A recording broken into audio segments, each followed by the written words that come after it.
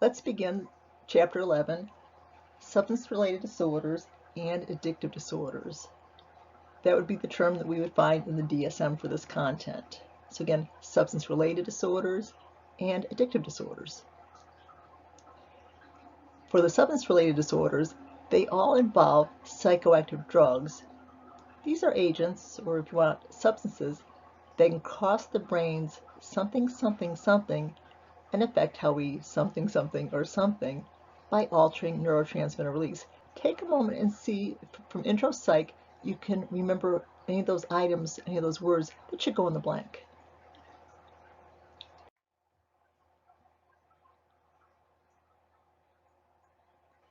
These agents all share in common that they can cross the brain's blood-brain barrier, a filter system, and once in the brain, since they're psychoactive, they can affect how we think, act, or feel. Or perhaps you jotted down think, behave, and feel. That's perfectly fine too.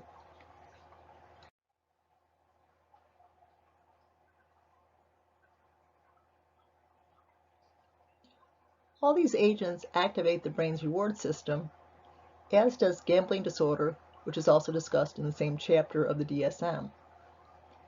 You should know that other behavioral addictions, such as sex addiction, shopping addiction, or even exercise addiction, presumably work through the same reward system. But that being said, the DSM does not recognize sex, shopping, exercise addiction at this point. We should also note that the DSM itself avoids the term addiction.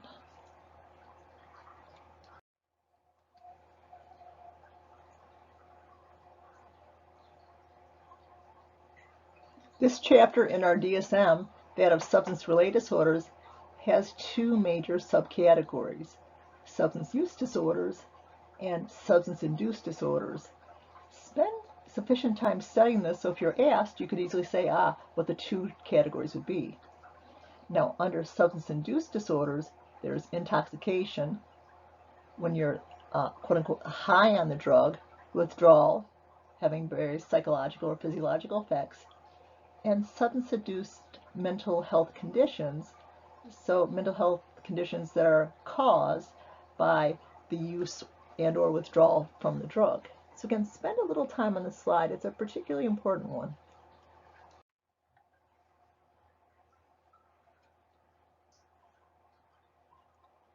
Let's consider three basic terms associated with our chapter. Intoxication. To put it briefly, this is the high of the drug. It involves reversible behavioral or psychological changes due to that recent drug use. Another term, withdrawal. It would be an unpleasant combination of symptoms. It could be physical or psychological. Basically, the brain has come to expect and need the drug, and these symptoms appear when that drug is not present in sufficient quantities in the brain. Tolerance, there's two ways of looking at it that are really the same. Either you need more and more of the drug to keep the same level of high, or if you take the same level of the drug, you'll find that you get less and less and less high from it. So that would be drug tolerance. On the next slide, we'll consider the major drug classes. You'll see that we have 10 in the current DSM.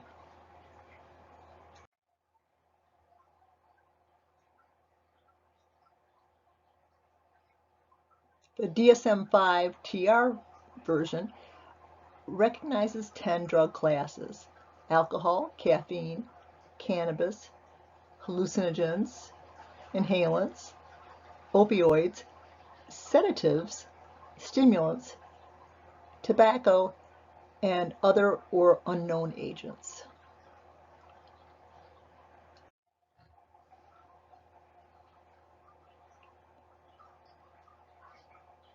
This slide has a couple blanks, so first consider those and then go back and listen to the audio narration.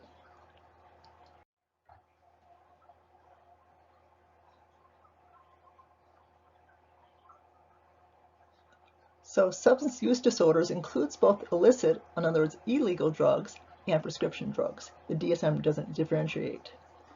The DSM does differentiate by particular substance, whether it's cannabis or PCP or alcohol and so on.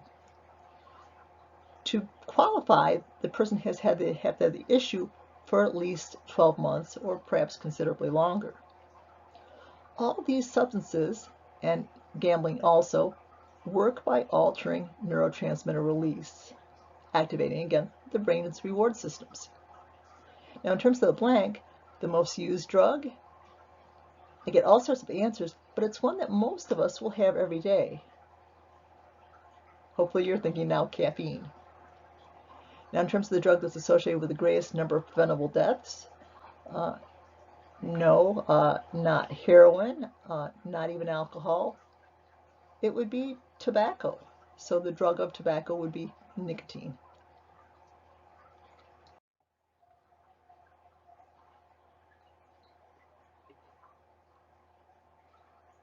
Let's consider the diagnostic criteria used to diagnose substance use disorders. 2 or more of these need to be present. And again, this is a pooled list from the various substances, so not every one of these items is associated with every substance.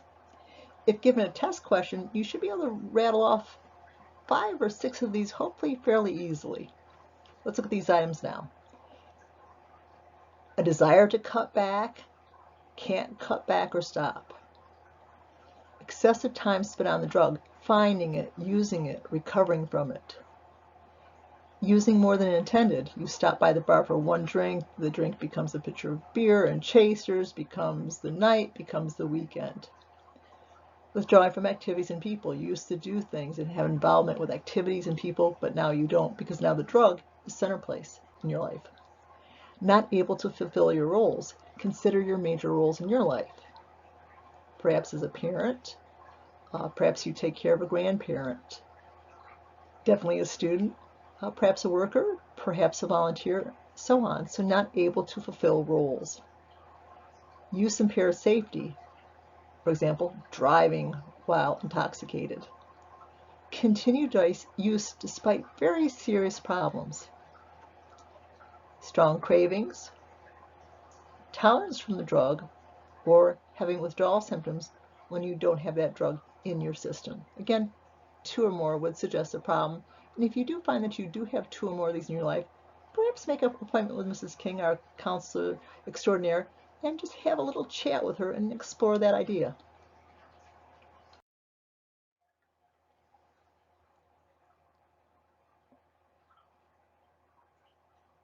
After you study this particular content from chapters 1 through 6 slides, go ahead and test yourself. The ones you get wrong, go ahead and spend extra time on. Expect to see some of these questions on your first test. So just don't listen to the second slide, but actually use it as a study tool to help you.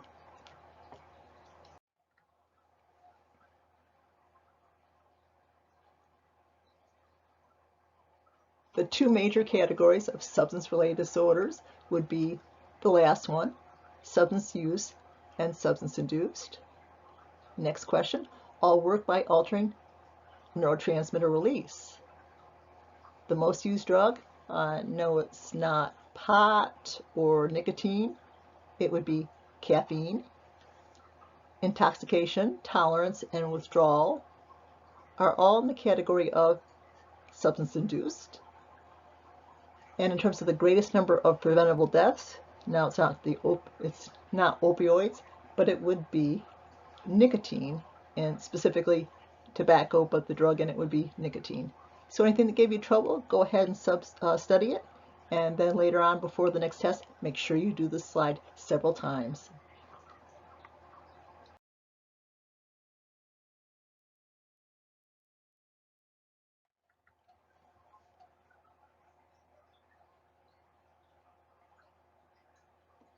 As we now know, the DSM-5 has 10 drug classes. Your textbook by Comer and Comer likes to organize these into 3 groups, so I'll try to follow the textbook's organization in the lecture notes, but again, realize that there are 10 specific categories in the DSM.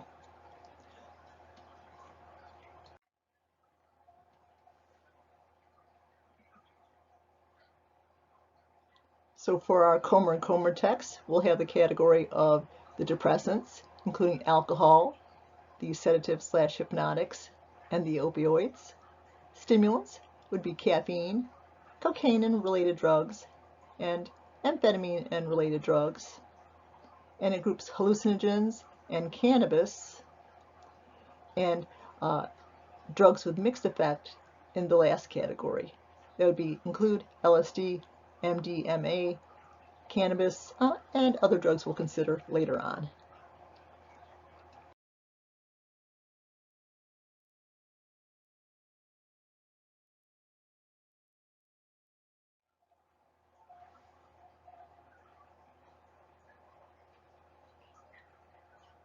Let's now consider the depressant class drugs. Some students misunderstand the word depressant in this context. These are not drugs that make one sad and depressed. Who would take that drug recreationally? To depress means to slow, to inhibit. So all depressants inhibit anxiety. They make you less anxious. They also inhibit pain. So many times people will do a little self-prescription or get a doctor's prescription for a depressant to help them cope with anxiety and or physical pain. They also cause sleepiness, which may be why you're seeking the drug, or it might be an undesirable side effect. Take a moment and consider the most used one, and then perhaps go down to the opioid category and try to decide what plant they're from. And then we'll go back to our narration.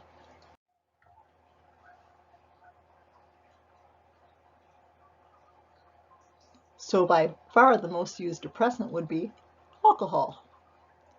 Depressants include the opioids, the class called sedative hypnotics, and of course alcohol. The sedative hypnotics are also called the anxiolytics, meaning that they are used to fight anxiety. They include the older class of drugs known as the barbiturates. And I know you want to say it barbiturate, but there's no silent R in the English language. It is actually barbiturate. And a related class of drugs, the benzodiazepines. Benzodiazepines include Valium, Xanax, and many other drugs. So back in the day, if you went to your doctor complaining about anxiety and or sleep issues, you would have been given a prescription for a barbiturate. If you went in slightly more modern times, you would have been given a prescription for a benzodiazepine. There's various issues with these drugs, including that they are very addicting, so they are not meant for long-term use. So the use should be typically, under most circumstances, no more than for a week or two. Let's now consider the opioids. From what plant? Hopefully you decided the poppy plant. Include many drugs, including opium, heroin, morphine, oxycodone, and fentanyl, amongst others. Most of opioid addiction overdoses are due to one particular drug. Which one of those? If you're thinking fentanyl, you are correct. I assume that you know that overdoses can be reversed if naloxone is present on site or is gotten to the person via ambulance quickly enough. Alcohol would be another major depressant drug, and we'll consider many of these in the upcoming slides.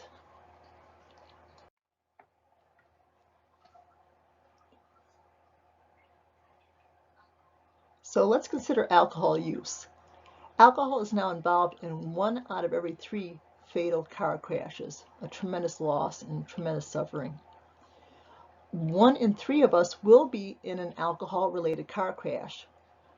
Hopefully not as the driver, but it could be as an innocent passenger, so please be careful not to get into a car with an impaired driver, or it could be the totally innocent person coming home from college or going to pick up their children. We should also learn the acronym DTs. Take a moment and see if you know anything about the DTs, other than apparently they're related to alcohol use.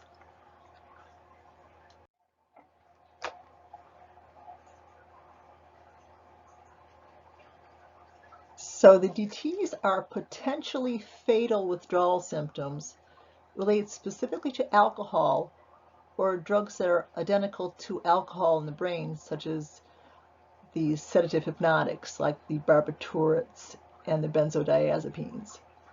So some people mistakenly associate them with opioids, which is not the case. So again, potentially fatal. It would begin with an uncomfortableness, maybe a feeling like flu-like symptoms. The person might feel weak and trembly, maybe nauseous, sweaty. Their heart might start to beat rapidly. That's tachycardia. That could get to be dangerous. The person could vomit. They could go into seizure after seizure. So either the tachycardia or extended seizures, as well as other associations with it, could result in fatality. If you're wondering what the letters stand for, you don't need to know it for me, but it stands for delirium tremens. So this is why, for some people, the abrupt cessation of alcohol use can be very undesirable because it can be potentially fatal. This is why people that are significant drinkers should go to a detox facility where that they can be removed from alcohol in a safe manner.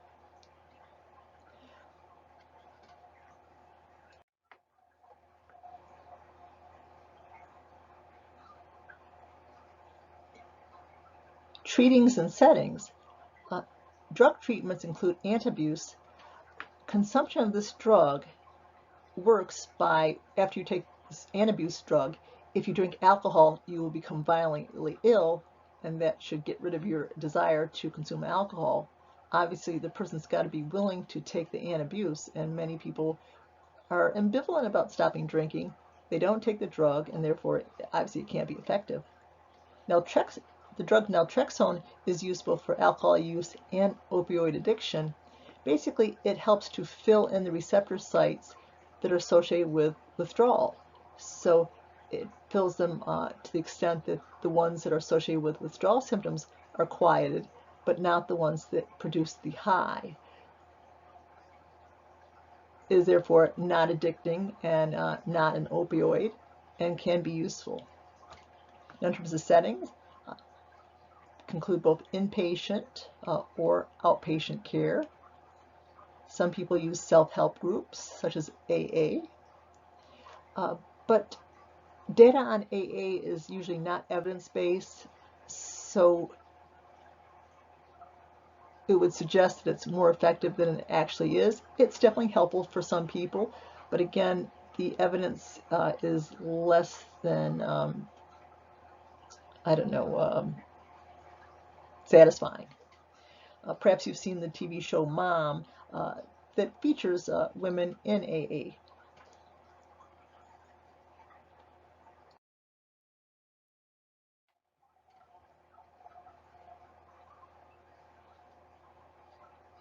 As we learned in an earlier slide, there are many opiate drugs. Of course, opium.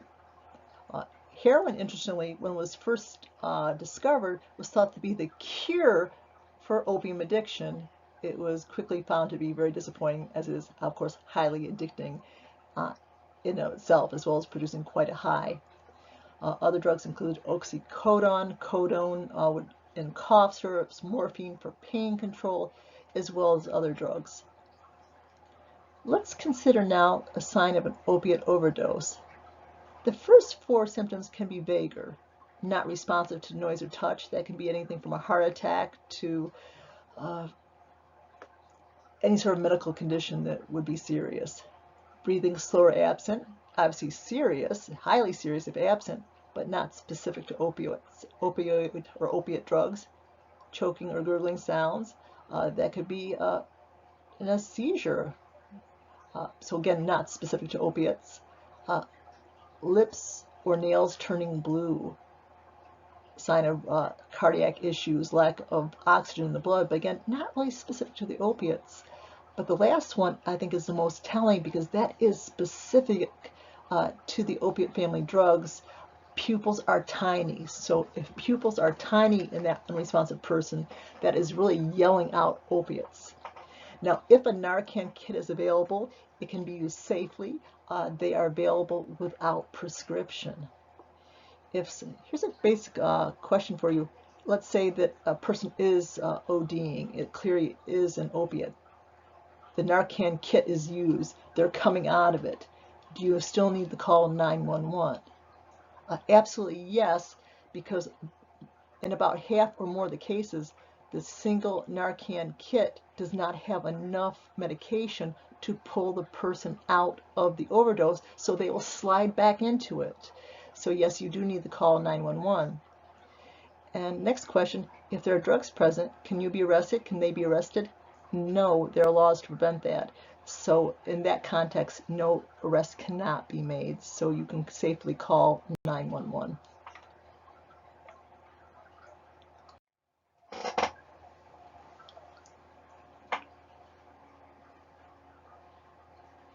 You might think that you're the sort of person that could never get addicted to an opioid drug because you wouldn't take one recreationally. You might be surprised to learn that roughly half of all people addicted to heroin or similar drugs started with a prescription painkiller off on their own, maybe a knee surgery, a car accident, appendicitis, what have you, and they were given a prescription that was way too long. I was surprised when I had my hip surgery how long, how many weeks they would give me the opioid prescription, which I skipped altogether. So again, never say never, and be very mindful of prescriptions. Try to go with, if at all possible, the Tylenol painkillers as prescribed by your doctor. And again, be very mindful that you don't get into this particular situation, and counsel your friends and family members to do likewise.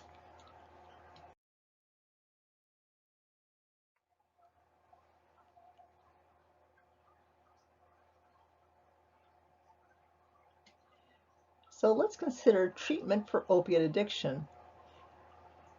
Two major medication choices are on the market at the present moment. Methadone, an older drug. It is addicting, but the person is perfectly functional and doesn't get high.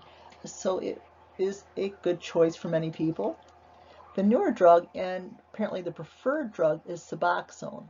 Suboxone is a combination of naloxone, or naltrexone if you prefer, that we discussed earlier for alcohol, and buprenorphine drug. Used in combination, this is very effective for many, many people. Now, there are options in terms of sites. It can be done inpatient with follow-up outpatient. Often halfway houses are useful. Halfway houses are now specialized specifically for opiate addiction and are often called sober living houses or recovery houses. Strangely and ironically, many will not let clients use medications like methadone or Suboxone. There are local facilities such as Spark, which is associated with St. Peter's, which is Suboxone friendly. So there is help out there, and there's also, of course, careers for people who want to work in this particular area of mental health field.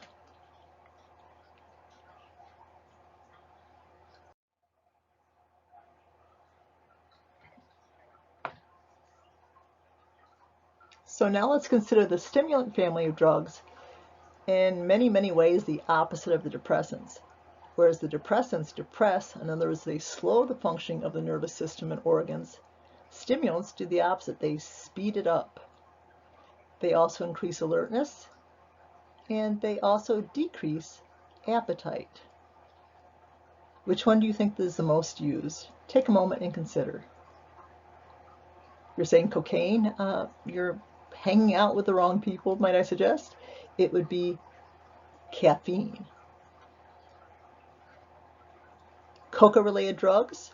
Well, that would be from the coca plant, not confuse the COCOA from chocolate, but from the coca plant from South America. The natives would chew the leaves. Available legally down there in many countries would be coca gum, coca candy, coca tea. Wouldn't be much stronger than a Mountain Dew, if that. From coca, we can have cocaine synthesized, and from cocaine, crack cocaine can be synthesized.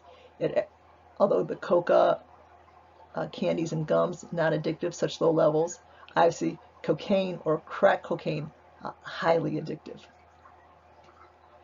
Let's consider the amphetamine-related drugs, amphetamine or methamphetamine. Go ahead and click the link, and if you have any friends or family members, any siblings that might be inclined to take recreational drugs, please show them this video or a similar one. Why the pictures at the bottom? Well, you see a picture of Santa Claus drinking Coca-Cola. Did Coca-Cola ever contain coca? Absolutely, hence the name. Imagine the outcry when they changed that formula. Why Santa Claus? Santa Claus, you know, the round, chubby, rosy cheeks, the outfit, that all comes from a Coca-Cola ad campaign. The original St. Nick's picture on the right. So again, when you think of Santa Claus, think of Coca-Cola.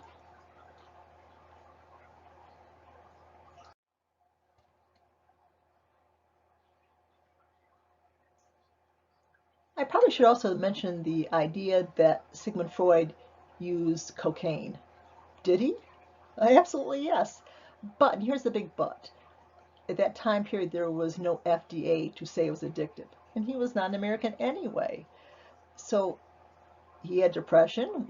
Using cocaine made him feel a lot better. He prescribed it. It helps his clients feel a lot better.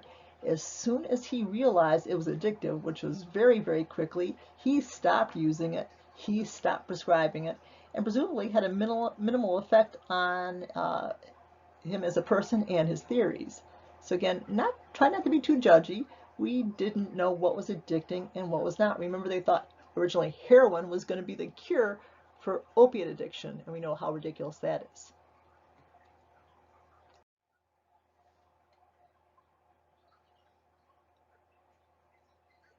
Let's consider caffeine. Now, any good thing can be overused and abused. Exercise is a great thing, but can be overused. So can caffeine. But used in normal levels, it's been correlated with an interesting combination of benefits. People who use caffeine as compared to non-users have lower rates of diabetes, Parkinson's, strokes, some cancers, and dementia. Again, this is correlational, so we can't say cause and effect, but correlational studies. And interestingly, people that are caffeinated make more moral decisions than people that don't, so maybe the best time to engage in business would be in the morning when the people that you interact with are probably caffeinated. So is it the new wonder drug? Perhaps.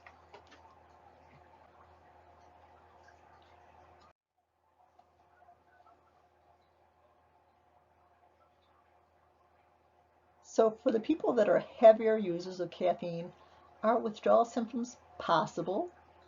You might know personally that yes, they are. What are some of these withdrawal symptoms? Irritability, headache, tiredness, trouble concentrating, or even some symptoms that might make you think that you're coming down with COVID, such as nausea or vomiting or muscle pain. So any good thing can be overindulged in, so be careful that you don't overindulge. And you might find also as you age that your sensitivity to caffeine changes, so maybe you can have caffeine any time in your life if you're in the 20s. Maybe later on you can only take it up to maybe 6 o'clock at night, and then you might find that maybe even at 4 o'clock at night it might cause you issues. So be aware of caffeine use if you're having trouble sleeping. It can often be a major cause or the cause.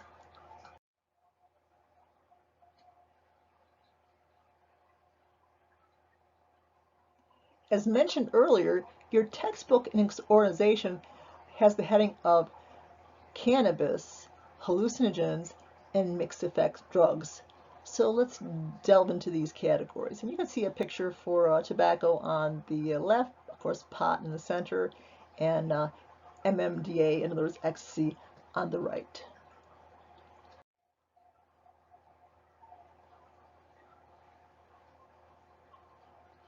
So the use of tobacco products is associated with a greatly shortened lifespan on average by 10 years could be anything from mouth cancer to throat cancer to lung cancer to emphysema to heart disease and so on. Pictured there is a woman who had died or was dying in this picture as a result of her tobacco use.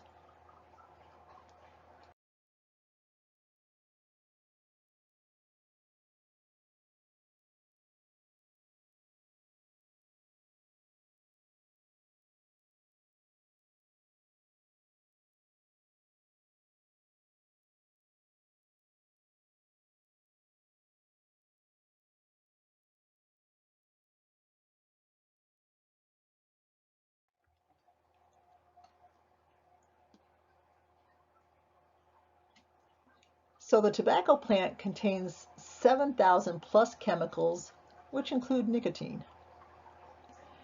Now, nicotine is, of course, highly addictive, and of all drugs, is associated with the highest number of preventable deaths.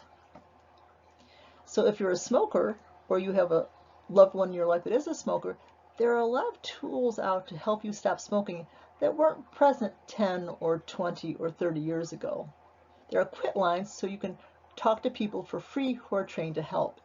Nicotine patches, gum, nasal spray, inhalers, lozenges, bupropion, which we talked about before, which is an antidepressant, Chantix, which is a acetylcholine agonist, helps to fill in the receptor sites that the acetylcholine would have gone into, preventing withdrawal symptoms.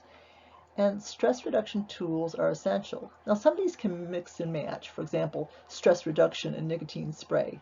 But others you cannot mix and match. So you know you cannot do the patch while you do the gum and do the nasal spray.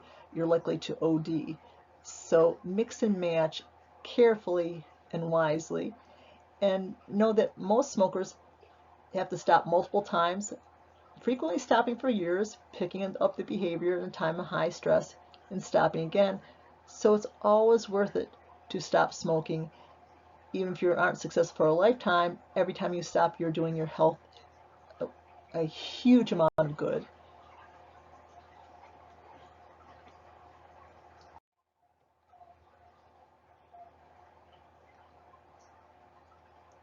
So let's continue our discussion of this category from your textbook, the hallucinogens, cannabis, and mixed effects drugs. We just finished with nicotine, which is a mixed effect drug. Many people like it because it helps them feel awake, but also relaxes their muscles. Let's consider the hallucinogen family. That would include peyote, a particular cactus that produces an LSD-related high or similar high, psilocybin, a type of mushroom that produces an LSD-like high. LSD obviously produces an LSD-like high. It was a drug first synthesized in 1938 by a drug company. It didn't serve any valid purpose, so it was ignored. It was tested years later for another medical purpose. Again, it didn't do anything useful. But the lab technician got it on his skin. It readily absorbs through skin, so that was the first LSD trip ever in history. Once the person came down from it, he had to ride his bicycle home because he was non-functional. He wrote up the effect, and it eventually worked its way into the recreational drug culture of the 1960s. Another hallucinogen would be PCP. Do you know any other names? That would be angel dust. Oh, I see, should have mentioned other names for LSD. Do you know any other names for LSD? Include acid, Uncle Sid, window blotter, window pane, trip. Okay. Now, PCP has an unfortunate combination of effects. Often causes extreme paranoia, causes sometimes extreme aggression, and is a very effective painkiller. So you've got somebody who feels no pain, is paranoid, and aggressive. This could obviously be a very bad combination. Also in the hallucinogen, specifically mixed drug effect, also MMDA, in other words, ecstasy. You should know that even one use can kill, and just because the last use didn't kill you doesn't mean your next one won't. It makes you feel very good by causing a particular neurotransmitter to be released in your brain in massive quantities. Unfortunately, it damaged those neurons in the process.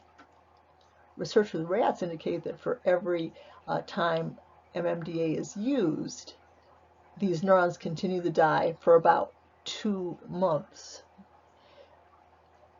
In terms of the particular neurotransmitter, it would be serotonin, and if you kill enough serotonin neurons, it increases your likelihood of various conditions, including depression.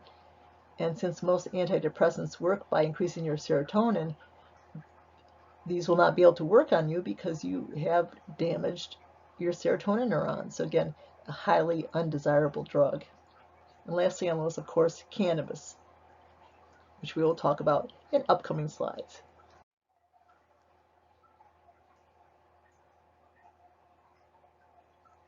So cannabis produces the high by the specific drug that it contains called THC. Worldwide, it's the most used illicit drug, meaning illegal, though obviously not illegal in all parts of the world. New York State is, although not offering it for sale yet by legal establishments, has permitted that to go forward. About 10% of the users will develop an dependence. In women, it may cause anxiety and or depression.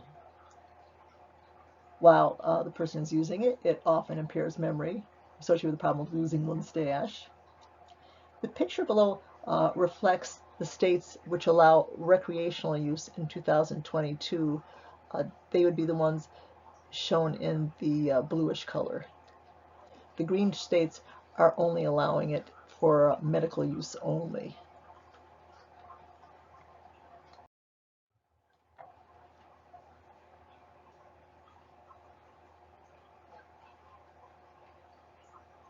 So some of you in this class are undoubtedly interested in being a mental health professional.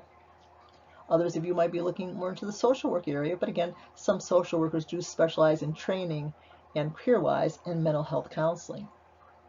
But in any case, mental health professionals do specialize in the treatment of substance use disorders. One such person would be the alcohol and substance abuse counselor. So when the narration is done, please go ahead and click that link. It's short and I think you'll find it interesting. How does one begin this education process if it's one desires specific for alcohol and substance use? Well, one could definitely begin it at SCCC, or as we now say, SUNY Schenectady. We have an AAS program at the college and a certificate, both accredited through the New York OASIS. So this would be a good place to start a career focus on this, or for other areas of mental health, taking a course or two would be highly desirable.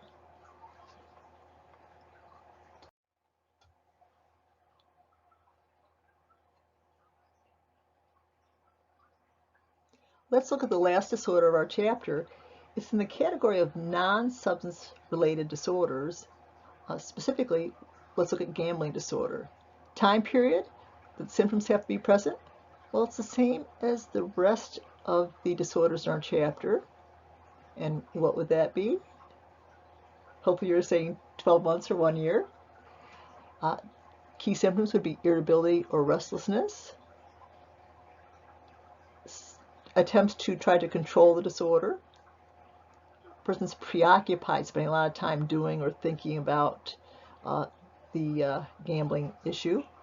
Chases losses, so that means when you lose, you try to get more money, so you lose more and more. So maybe you, after you lose the day, then you take out the credit card and get a cash advance, or so chasing losses. Lying to people to cover it up. Jeopardizes or is actually has lost relationships, jobs, education, or other important life features. Borrows money or just gets money from friends and family to get out of trouble. So these would indicate a gambling issue.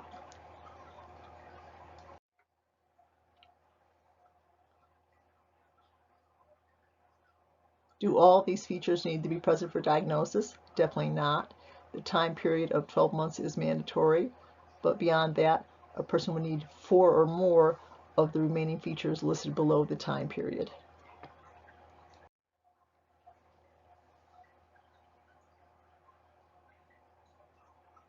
For both the substance-related disorders and this non-substance-related disorder, I would caution you to be careful with friends or family members or relatives taking them to their first time, maybe gambling in a casino, or buying them a lottery ticket, or indulging in drug experimentation or drug use. For you, it might be something you can walk away from easily. For them, it might be the thing that wrecks their life. So again, be careful. Typical in this person's background, they often had an early big win which hooked them. Certain cognitive errors are often present. Gambler's fallacy. So let's say that we throw a fair coin up 5 times and it comes up heads every time. What are the chances that it will come up tails? Many gamblers say, well, it's more likely now because they had so many heads, it should be a tails. And each coin toss is independent of the previous one, so it's 50-50. So many times they think if something comes up so many times black, then it's more likely to come up red, or vice versa. Not the case. They also tend to overestimate control. If I do this ritual and that ritual and this ritual and do this, I'm more likely to win. So they overestimate their control. In terms of therapy, CBT, cognitive behavior therapy, is particularly useful, and antidepressants as a supplement are often useful as well.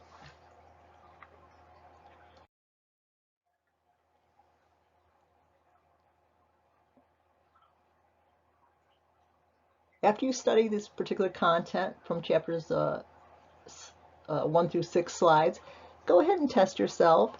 The ones you get wrong, go ahead and spend extra time on. Expect to see some of these questions on your first test. So just don't listen to the second slide, but actually use it as a study tool to help you.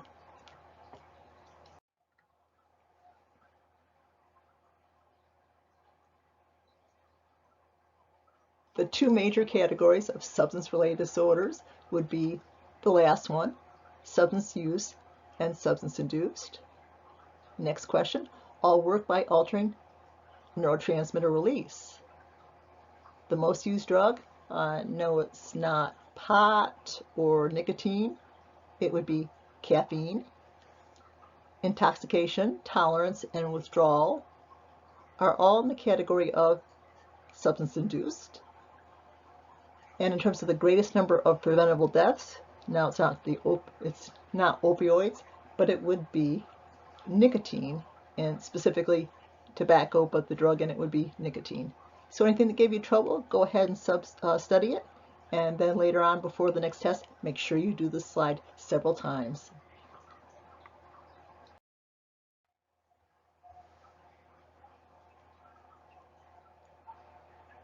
Please take a moment and complete the slide on your own. The ones that give you trouble, spend a little time studying, and don't forget to review it just before the test. It'll definitely help you in your preparations.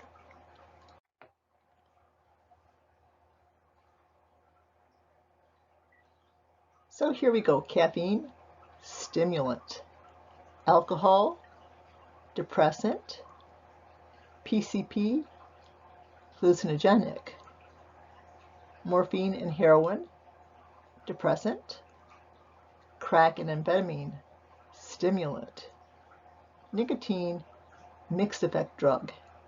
Ecstasy, H&ME. Barbiturates and benzodiazepines, depressant. Pot, in other words cannabis, hallucinogenic and mixed effects, so HME. LSD would be just hallucinogenic, and magic mushrooms, just hallucinogenic.